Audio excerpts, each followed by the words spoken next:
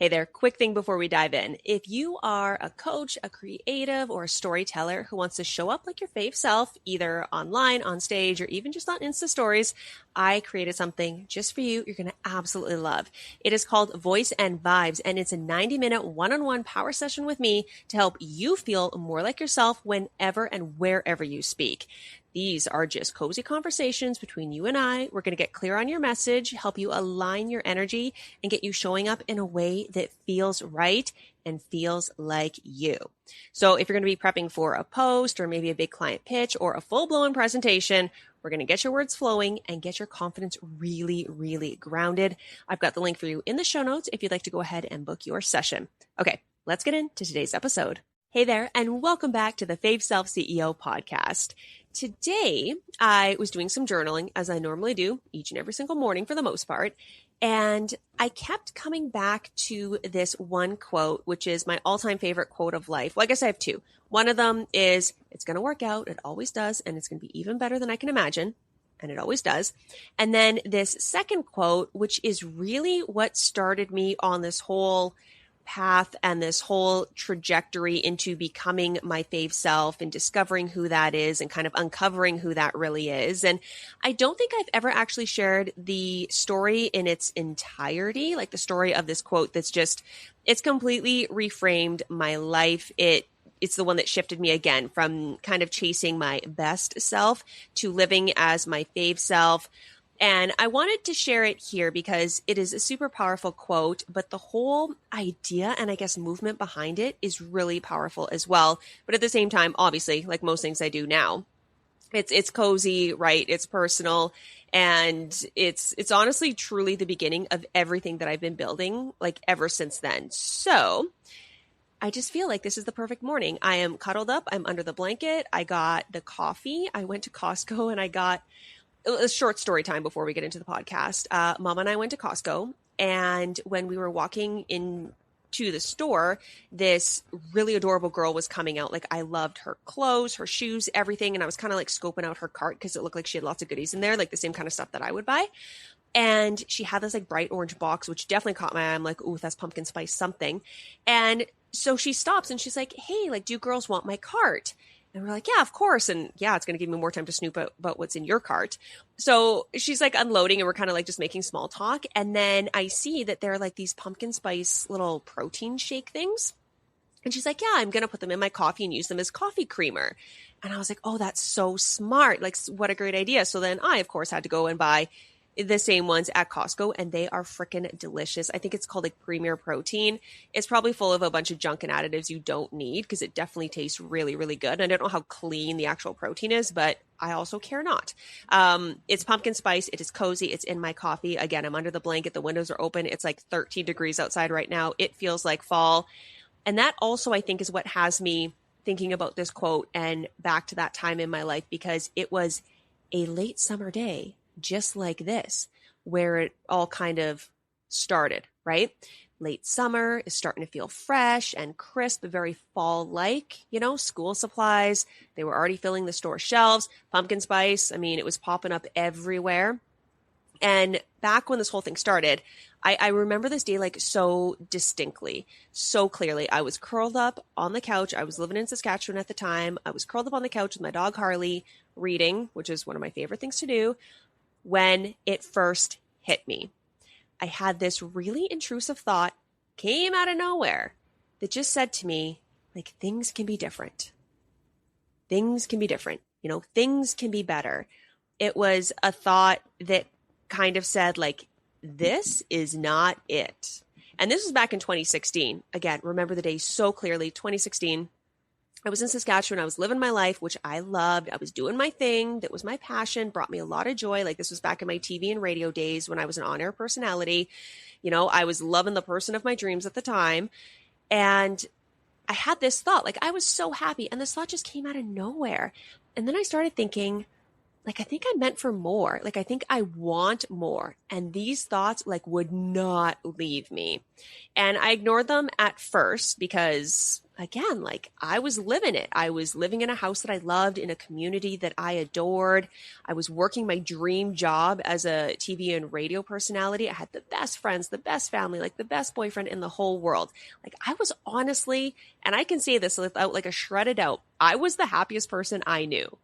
Like I would not have changed a single thing in my life at that time. Like why would I want more? Like what else was there to even want?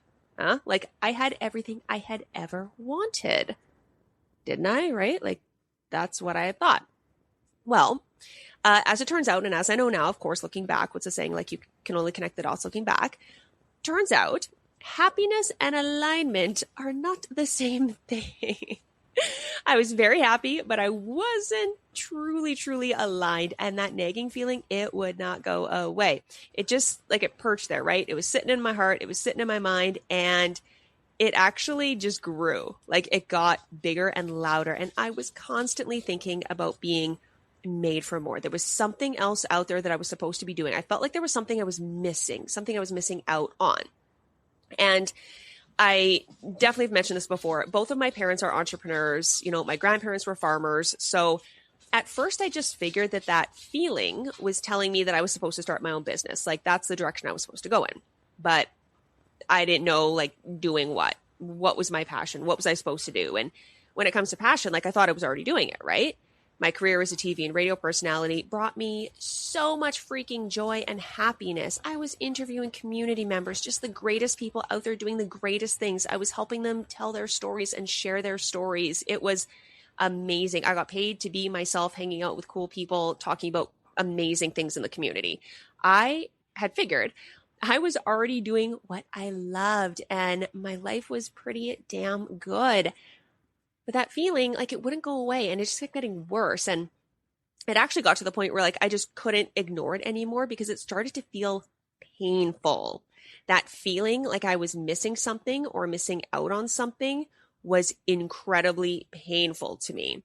And it wasn't until I saw this quote one day, again, this is back in 2016, that I had scribbled down on a piece of paper and I had taped it above my desk. And this is the quote. The quote says, "Drink too much coffee, wear lipstick that's too dark, and never settle for a life you don't want."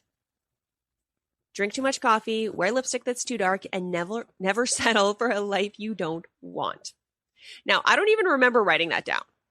I don't remember putting it up on the wall. I don't even know where it came from, but there it was in my handwriting using my favorite marker. And I mean, you know something is important to you when you pull out your good markers.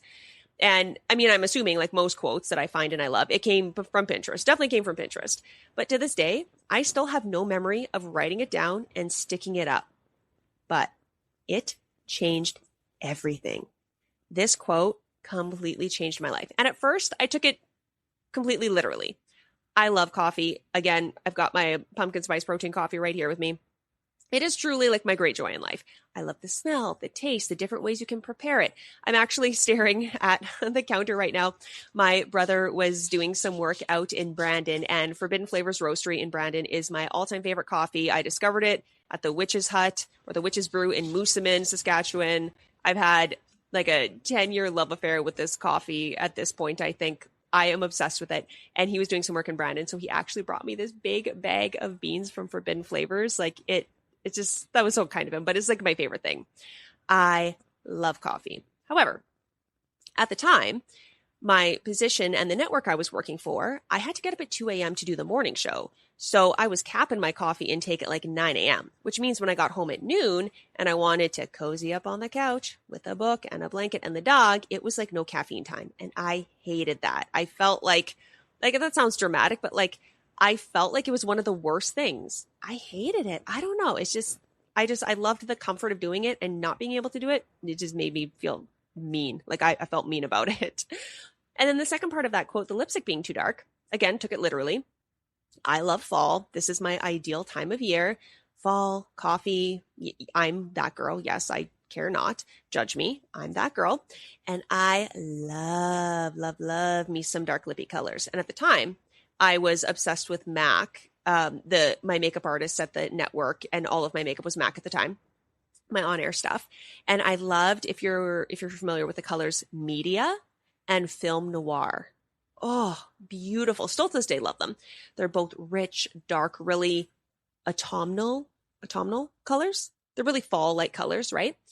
Um, but both my makeup artist at the time and my producer at the time said, no way. Like, you cannot wear that on air. It's going to look very severe. You're going to look like a baby goth, they said. And that's not what the show was trying to portray. So, I mean, I agreed with them, yes, to an extent, but I also hated that. I hated that I wasn't able to really, truly express myself in my career, which I thought was my calling and my true passion, in the way that I wanted to. But the real kicker was that last line: never settle for a life you don't want. That's what kept me up at night. That's what cracked me open. And yes, I had an amazing life, but I was kind of settling. And that was that ache and that pain that I was feeling, as dramatic as it sounds, like that I was feeling in my soul.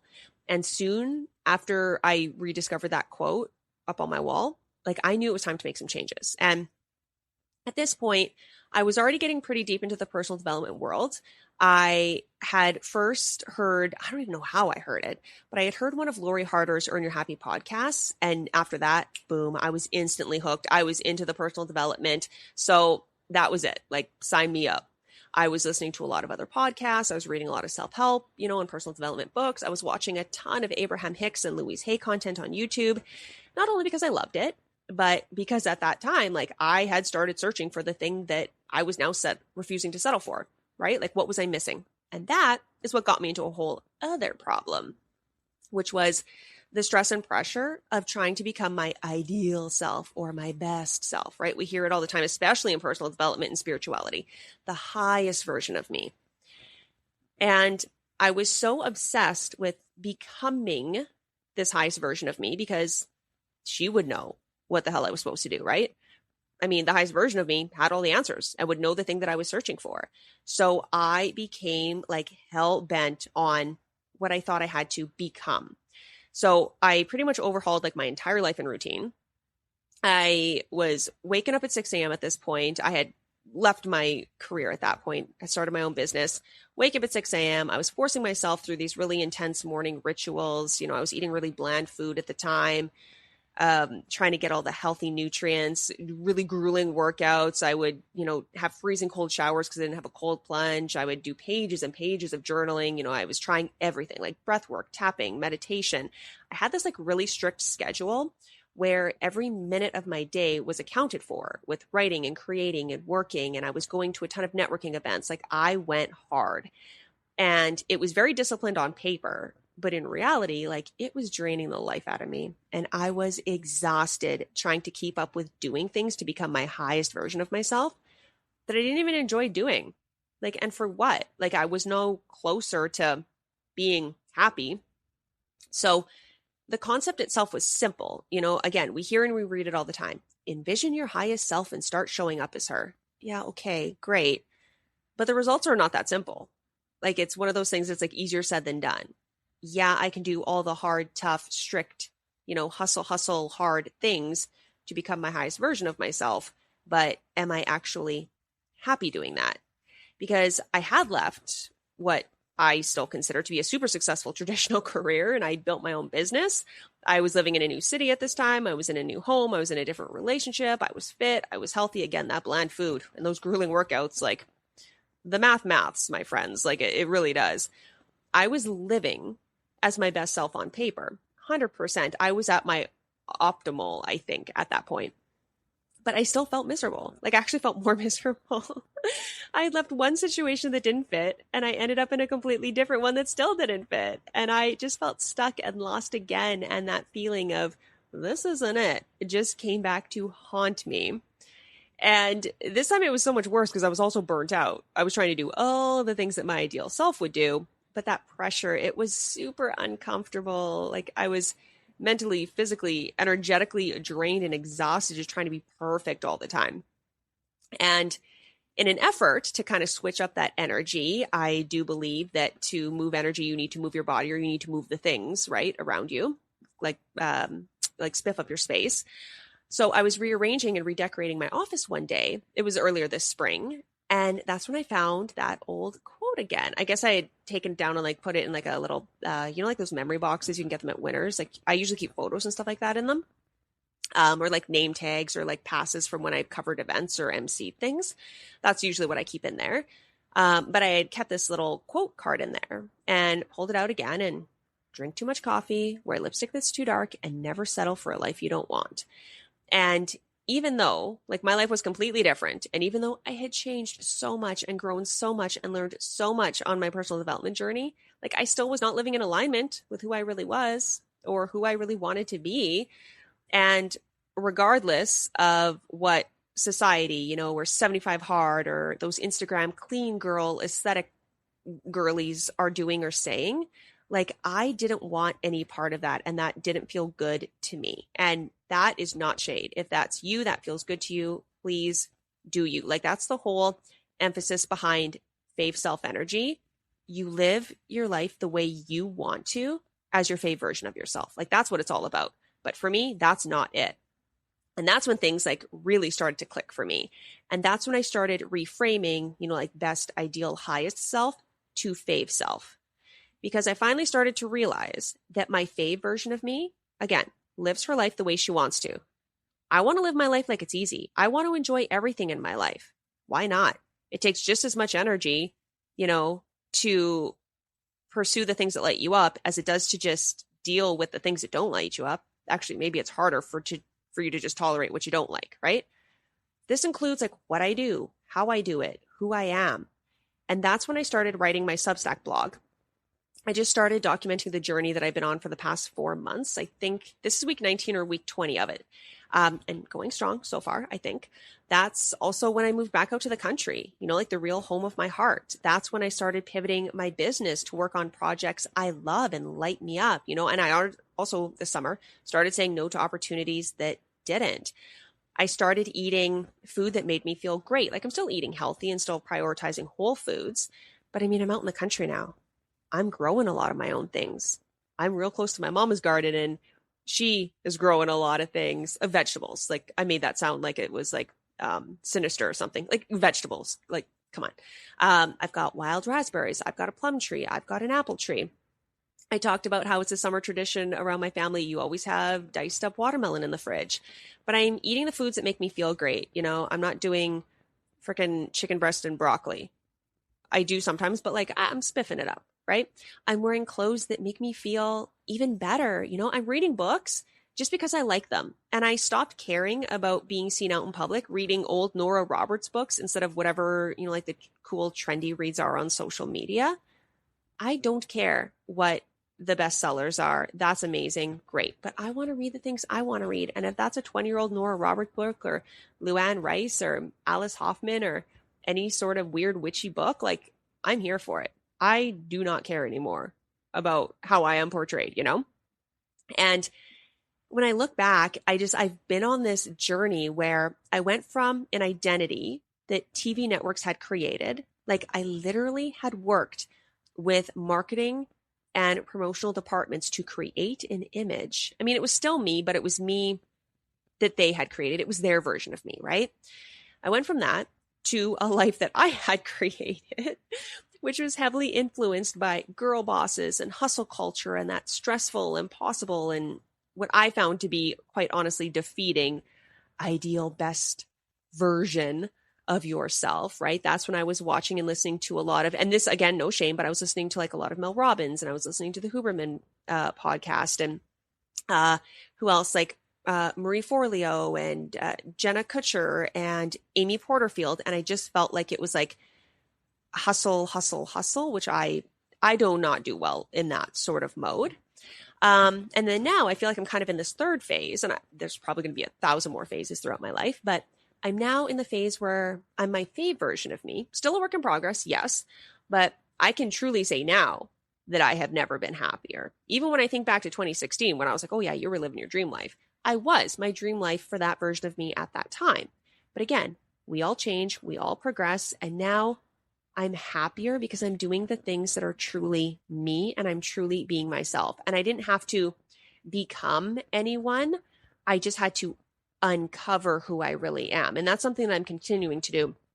And again, I go a little bit deeper in my Substack blog. I'll link it in the show notes. But after all I've learned and read and listened to and tried, I just found that I really hate that constant chase for perfection. And I think for me, it was pretty heavy because, yes, I have lived my entire life in the public eye. I started working in radio when I was about 16. I started interning. So I have always been very hyper aware of my appearance and how I am accepted by others, right? Like others' perceptions of me. Because when you're in TV and radio, the more liked you are, the more viewers or listeners you get, the higher your ratings, the higher your paycheck is, right? You get to keep your job if people like you. So I do believe that this is an ideal that I think a lot of people are sold, especially women. But I am, I think, kind of a next level of that constant chase for perfection. So reframing becoming my best self to uncovering my fave self, like that has freed me. It's freed me to find what I like best, what I love most. It's freed me to find out like what feels right to me and for me, that, the things that feel truly aligned, and then just going from there. Because again, when we talk about like becoming someone else, I don't believe in that anymore. I believe that your fave self is not like some perfect future version of you. Like she's already in you and you just have to let her speak. You just have to let her lead. And I'm asking myself constantly all the time, like, what do I like? What do I want? And it's the small choices. Yes. I mean, the coffee, the lipstick, of course, the playlist, the morning rituals that bring me the most happiness. Like those are the little things that actually become the big things. These are the things that anchor me into feeling like myself, my real self. So if you're listening and you're thinking, yeah, I want to uncover my fave version of me too, I would first suggest finding a quote or mantra that guides you, right? Mine is obviously, and again, it goes way beyond the drink or the makeup. To me, this quote means, living my life the way I want to as the person I am. It is everything to me. It guides me all the time. Drink too much coffee, wear lipstick that's too dark, and never settle for a life you don't want. Because you're going to be too much or not enough for somebody, right? But that doesn't matter. What matters is how you are to you, how you feel about yourself, how you love yourself. So feel free to borrow that for yourself if it resonates, or comb through Pinterest, right? Until you find something that catches you and feels like a permission slip. I mean, not that you need one. I don't think you ever need a permission slip, but you know what I mean? Like, I mean, permission slip is in, it can free you. Use it as your North Star, as they say. Song lyrics, I think, can also be really great for this as well. I love those threads on Instagram where an influencer will ask like, what Taylor Swift lyric changed your life? And then you read through like the thousands and thousands of comments and you're like, oh yeah, oh right, oh yeah. Songs are amazing for this. So what song already makes your heart happy, right? Is there a certain lyric that feels like freedom or permission to you? So I would start there. And then the second thing I would do is just make a list of things that you love most. Small things, big things, doesn't matter. I keep a running list in my phone in a Google Doc of all the things that make me happy and light me up. I'm just always adding things in there. And I've got everything in there from buying new books at the Children's Hospital Book Market to walking through actual bookstores.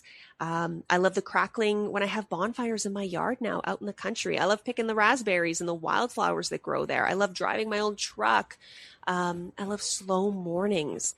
So make your list. And then from there, just pick 3 things that you can do this week that feel most like yourself and that anchor you in to your fave version of yourself. 3 small things. You don't have to overhaul your entire life in one day. I don't actually think that's possible. If it is, you definitely need a podcast or you definitely need to write a book and tell us about it. But just take your time, listen to yourself, and do the things that make you happiest each and every day. That's how I believe you change your life, if you are wanting to change your life. And that's how you live your life the way you want to, as your fave version of you. You ask yourself, what do I want? What do I need? What do I love? And you just go from there and you keep making decisions that make you feel the best. Because when you feel good, you're going to continue to make good decisions that keep you in that high vibe, that keep you moving forward. And by default, I think that is how you actually become your best or your favorite or your ideal self, is by not looking outside of yourself and thinking, oh, I need this super regimented routine, or, oh, I need to do this, or, oh, I need to do that. It's what do you want to do? What makes you happiest? Like what puts you in alignment with your soul, with what feels good to you. And that's what this podcast has become about. That's what the blog, again, I'll link it in the show notes, is really about. Living as your fave self, not some perfect stranger of a future self. So we definitely have to be over 20 minutes at this time. So I'm going to cut story time for now. But as always, thank you so much for hanging out with me on the Fave Self CEO podcast. If this episode resonated with you, please feel free to share it with a friend who might need the reminder to live as her fave self too. And if you want more of this fave self energy, you can subscribe to the show here. You can also subscribe over on Substack, where I'm writing weekly about this exact journey. And until next time, go live your life like your fave self.